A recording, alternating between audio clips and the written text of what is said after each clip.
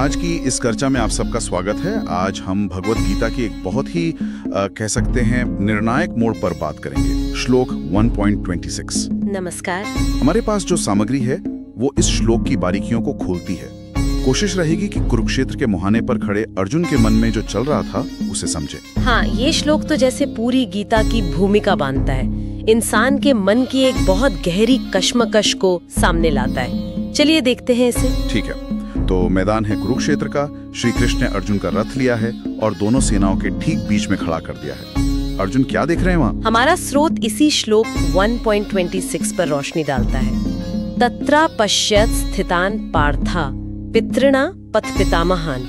मतलब वहाँ अर्जुन ने देखा पिताओं को, दादाओं को, गुरुओं को। अच्छा।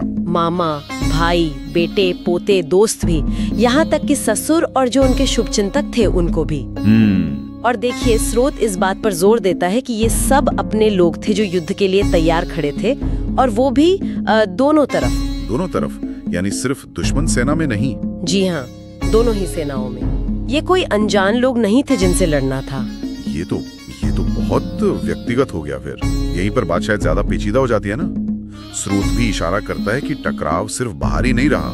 बिल्कुल, टकराव बाहर मैदान से ज्यादा अर्जुन के भीतर शुरू हो गया। सोचिए, वो भीष्म पितामह को देख रहे हैं, गुरु द्रोण को देख रहे हैं, जिनका वो इतना सम्मान करते थे, जिनसे इतना स्नेह था। सही। और इसका जो मनोवैज्ञानिक असर हुआ वो फौरन था। स्रोत अर्जुन को सिर्फ एक योद्धा नहीं दिखाता, बल्कि एक भावना प्रधान इंसान के तौर पर दिखाता है। ये नजारा उनके मन में जबरदस्त पीड़ा, एक वेदना जगा देता है। उनका जो क्षत्रिय धर्म था, मतलब लड़ने का कर्तव्य, और उनका मोह अपनों से लगाव, उसके बीच भयानक संघर्ष छिड़ गया। स्रोत इसे कहता है मानवीय संवेदना की झलक, उस युद्ध की कठोर सच्चाई के बीच।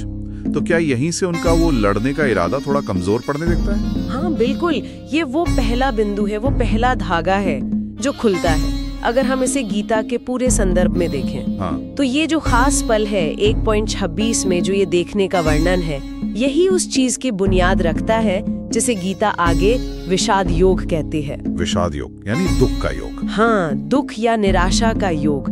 अर्जुन का मन इतना विचलित हो जाता है, इतना टूट जाता है कि फिर श्री कृष्ण को वो दिव्य उपदेश देना ही पड़ता है। अच्छा, तो ये सिर्फ अर्जुन की कहानी नहीं है। स्रोत का कहना है कि ये हर उस इंसान की तरफ इशारा है जो सही काम करने की राह में अपनों से जुड़े ऐसे मुश्किल फैसलों का सामना करता है। आपने बिल्कुल सही पकड़ा।